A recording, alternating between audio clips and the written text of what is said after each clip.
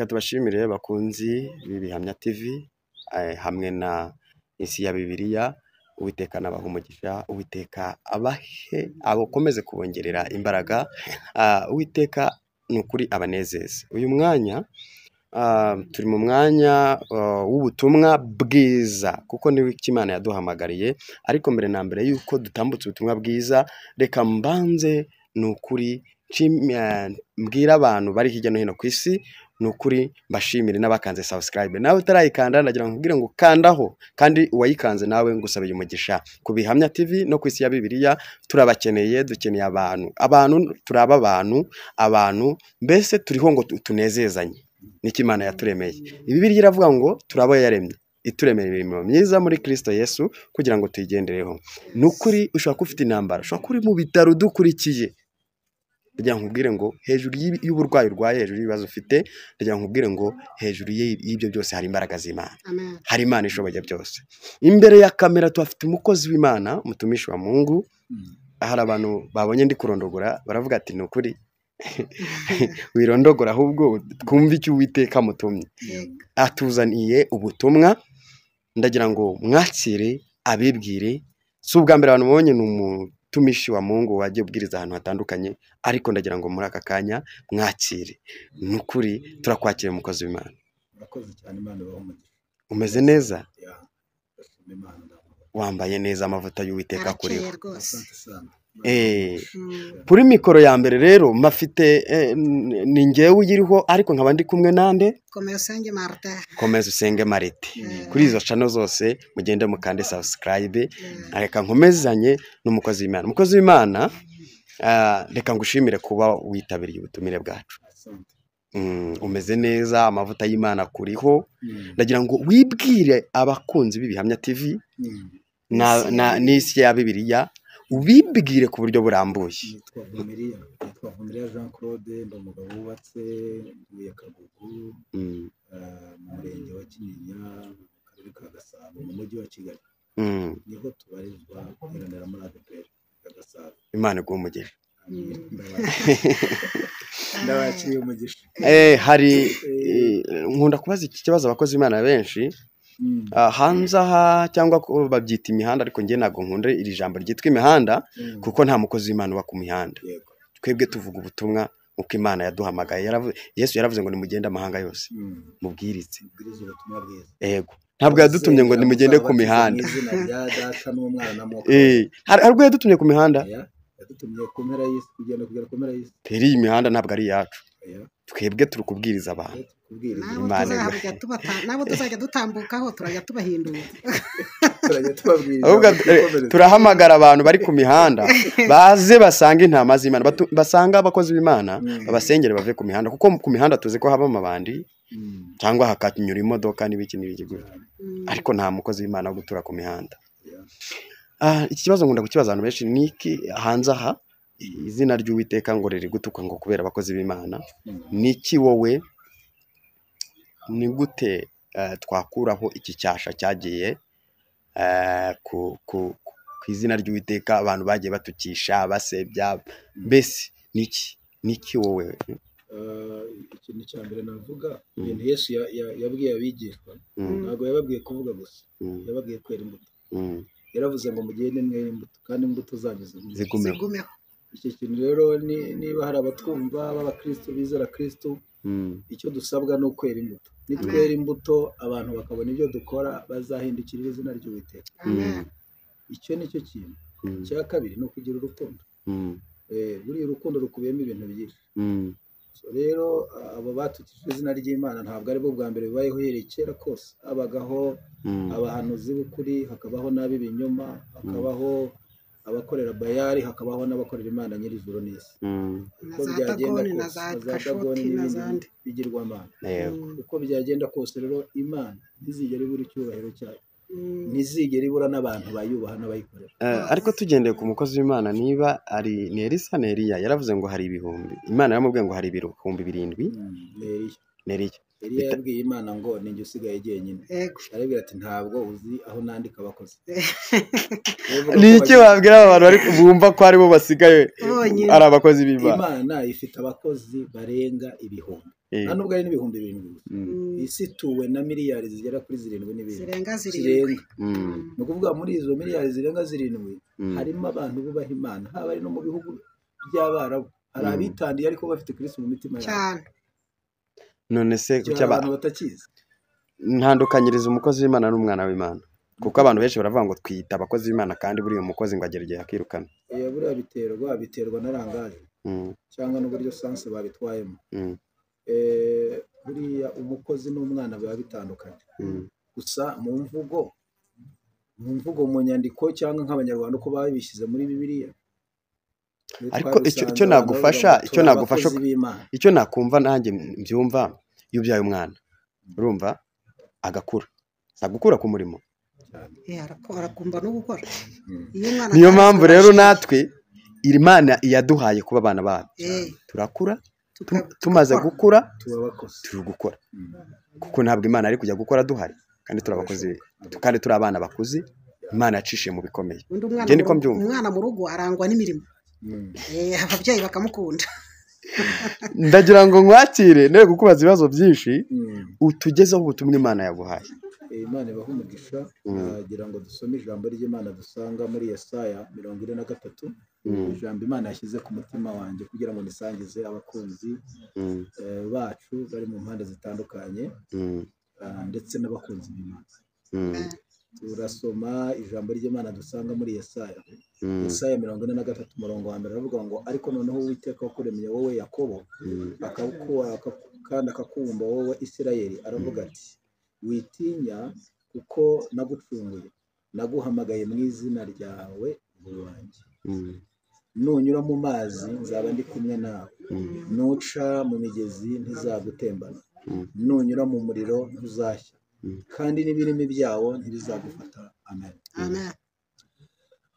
nagira ngo mvugane n'abantu b'Imana bakurikiranye isi ya Bibiliya bakurikiranye Bihamya TV mbabwire ngo Imana ibantumyeho iri ijambo rya mbere mwitinya nubwo hari ibikomeye hari Imana yiyemeje kubana natwe mu bikomeye ijambo rya kabiri dufite gikurikirana ijambo rya gatatu nubwo hari umuriro hari Imana ije kuzimya umuriro ubwo ni kizimyamwoto buriya hari igihe isi icana umuriro ikagira ngo uri bushye yego ariko Imana ishobora kutayibona inyuma y'umuriro ukayibonamo ndani mu muriro amen ndafashijwe hakaba hari amaboko yiteguye kukunagamo ariko hakaba hari n'amaboko yiteguye kwakira muri wa muriro ni ukuvuga ngo Imana yabwiye Yakobo ibi yabivuze amaze guhindurirwa izina amaze kwitwa Isirayeli amaze kugirana ubushuti n'Imana iramubwira ati naragucunguye uri uwanjye naguhamagaye mu izina ryawe iramubwira ngo nuca mu muriro ntabwo uzashya n'ibirimi byawo ntibizagufata nuca mu migezi ntizagutembana hari n'ibindi yavuze hepfo hari ariko ndashaka kuvuga ijambo kurindi iyo bavuze ngo ariko noneho Uwiteka no kuvuga ngo ni Imana ivuze ifata discours ariko noneho Uwiteka umuremyi wawe aravuze ngo witinya iyo Imana ivuze ngo witinya bivuze ngo hari ibigutinyishije hari ibiteye ubwoba ariko Imana iza ku buzima bwa Yakobo iramubwira ngo witinyishe nubwo hari ibintu bikomeye imbere yawe iramubwira ngo witinya nagucunguye mu izina ryawe naguhamagaye mu izina ryawe uri uwanjye Imana iramubwira ngo nuca mu muriro ntuzashye n'ibirimi byawe ntibizagufata hepfo iravuga ngo kuko wambereye inkoramutima ukaba uwo kubahwa nanjye nkagukunda hari ibindi yemeye Imana ihimbazwe cyane iravuga ngo nzatanga ingabo nyinshi zipfe ku bwawe nzatanga amahanga n'abadahagije nzatanga Iseba niho badahagije nzatanga Egiputa wowe nta kintu ushobora kuba kuko wambereye inkoramutima ukaba uwo kubahwa nanjye nkagukunda icyo nicyo kizatuma Bwana sifiwe sana. Amen. Shaka kuvuga iki kuri uyu munsi ndashaka kuvugana n'abantu b'Imana babwire ngo Imana yiyemeje kubana nawe mu bikomeye. Yafashe umwanzuro wo guhagarana nawe mu bikomeye mu biteye ubwoba. kandi amaso y'abakunzi b'Imana narenga ibibazo abone Imana ikemura ibibazo, narenga imiriro abone Imana izimya, narenga imigezi abone Imana iri bukurindire mu migezi. Imana ibwira Yakobo, iramubwira ngo nuca mu muriro, ubundi buriya tugera mu bitwica. Imana yaravuze ku bitwica, tugera mu bitwica. Imana yaravuze ku bitwica kera mbere yuko tugerayo, iba yarabivuzeho. Tugera mu miriro, Imana yaravuze ku miriro mbere yuko tuyigeramo. Tugera mu makuba n'ibyago, Imana yaravuze ku kintu kijyanye n'amakuba n'ibyago. Bibiliya iravuga ngo amakuba n'ibyago by'umukiranutsi ni byinshi, ariko inshingano z'Imana Uwiteka mukiza muri byose. Biravuga ngo arinda amagufwa yabo kugira ngo hatagira na rimwe rivunika. Imana ihimbazwe cyane. Haleluya. Ndashaka kuvugana n'abantu badukurikiranye muri uyu mwanya, ntabwo dutanga Imana mu bibazo, ahubwo Imana idutanga mu bibazo ikavanamo ikitwica igasigazamo igituma izina ryayo rihabwa icyubahiro. Imana ihimbazwe. Kandi buriya amahanga agukikije kugira ngo amenye Imana, wizeye Imana, usenga Imana yaguhamagaye, hari igihe Imana iduhuza n'ibibazo, iduhuza n'ibikomeye nta bugome, ariko ikaduhuza na byanaduteguje. Ikavuga ati imbere birakomeye ariko nubwo bikomeye ndi kumwe namwe. Imana ihimbazwe cyane. Haleluya. Ndashaka kuvuga iri jambo rivuga ngo Imana yiyemeje kubana nawe, yiyemeje guhagarana nawe, yiyemeje kurwana intambara zawe.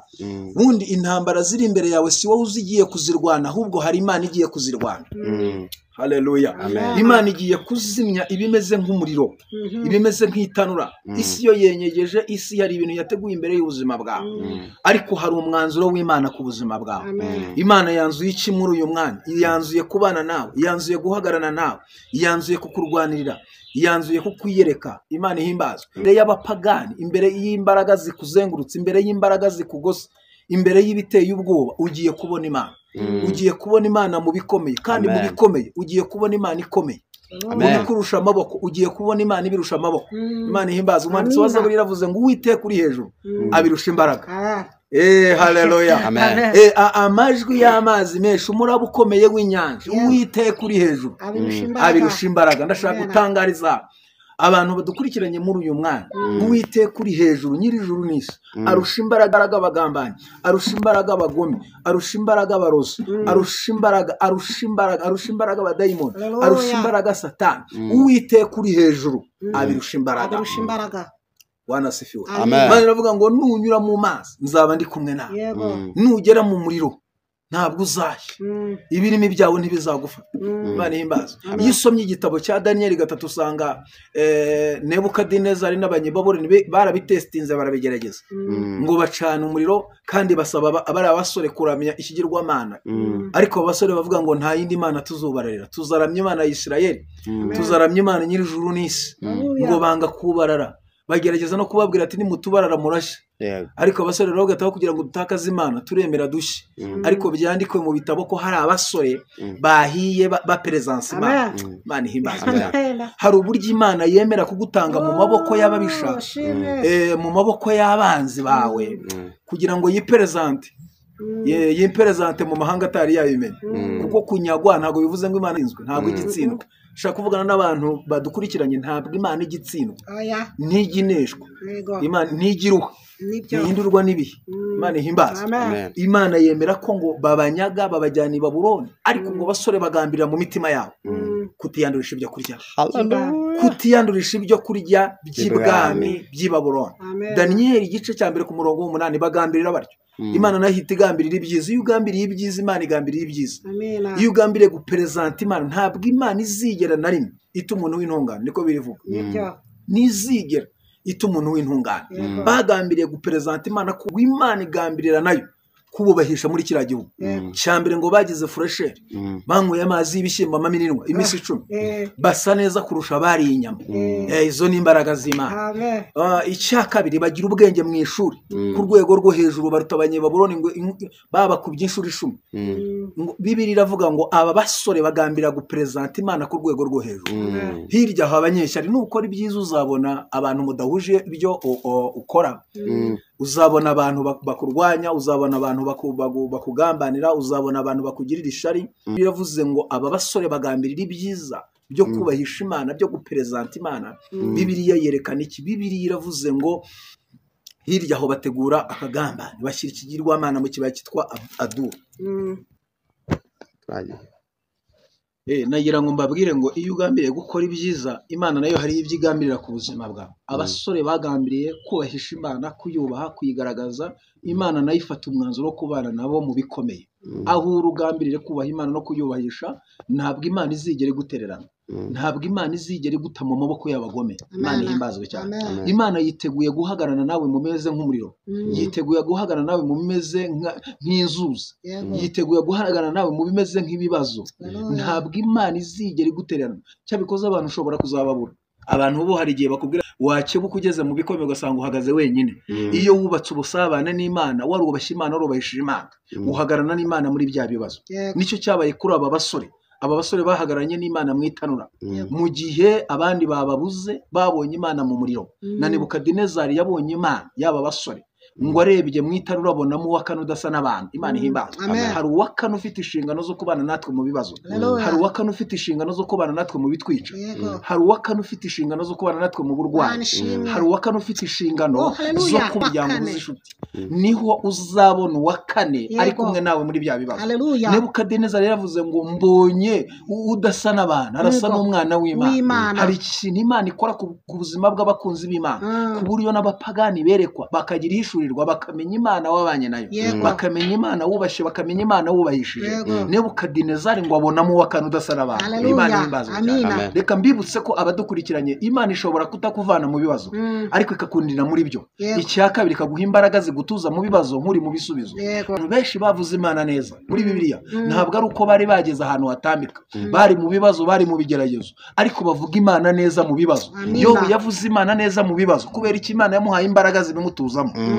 Aravuga ngo naho yanyica uzapfa nyiringiye gukiranuka kwanjye ndagukomeje, sinzikuraho kuba inyangamugayo. Avuga Imana mu 9:5 aravuga ngo iyi Mana nabibonye yimura imisozi itimuka itabimenye. Imana ihimbazwe cyane. Bwana sifiwe sana. Muri 14:7 aravuga ngo haracyariho ibyiringiro naho igiti cyatemwa ngera gishibuka. Ndatangariza abantu badukurikiranye muri uyu mwanya, Imana igiye guhagarara namwe mu bibazo, igiye kwiyerekana mu buryo budasanzwe ku buryo n'abantu babakikije n'amahanga bayizengurutse ari bubona Imana mwizeye, ari bubona Imana mwahamije, ari bubona Imana mwubashye. Nagira ngo dufatikanye muri uyu mwanya gusenga n'Imana. Sinzi ibintu uhagazemo, sinzi ibintu bikugoye, sinzi imiriro umwanzi yacanye imbere yawe, ariko tugiye gusenga. Imana ishimwe ikuramire ku buryo n'amahanga agukikije amenye Imana wizeye. Mana uri Imana ikomeye, Imana y'imbaraga, uri Jehova Ravuri Elohim Rishadai. Ndatangaza intsinzi ku buzima bw'abantu. Maboko yawe nabaramira, maboko yawe nakora ibidasanzwe, maboko yawe nakora iby'imbaraga. Babona intsinzi itangwa n'Uwiteka. Cyubahiro cy'Imana kibagote mu izina rya Yesu. Bamaze igihe babona hari ibintu bidashoboka, ndasenze ngo ugire ibintu wimura, ndasenze ngo ugire ibintu uzimya, ndasenze ngo ugire ibintu uhindura ku buzima bwabo. Bendera ry'ubutsinzi rizamurwe ku bagabo badukurikiranye n'ababyeyi, basore n'abakobwa badukurikiranye, abari hafi na kure nibabona intsinzi turuka ku Uwiteka Imana Nyiringabo. Mbatuyeho kunesha, mbatuyeho ubutsinzi. Ndagushimiye ko babereye igisubizo, ndagushimiye ko bagiriye neza mu izina rya Yesu Kristo wa Nazareti. Amen. Bakunzi b'Ibihamya TV n'isi ya Bibiliya, ni ukuri ijambo ry'Imana, Imana ubutumwa bwacu, ubutumwa Imana iduhaye nakagaruka. Ni ubutumwa bugaruka kuko Imana iduhamagaye ngo tuvuge ubutumwa. Niyo mpamvu mukozi Imana turagushimiye, kandi ni ukuri ko ubutumwa duhaye turanyuzwe, abantu barubatswe. Imana iguhe umugisha kandi Uwiteka agutindeho cyane.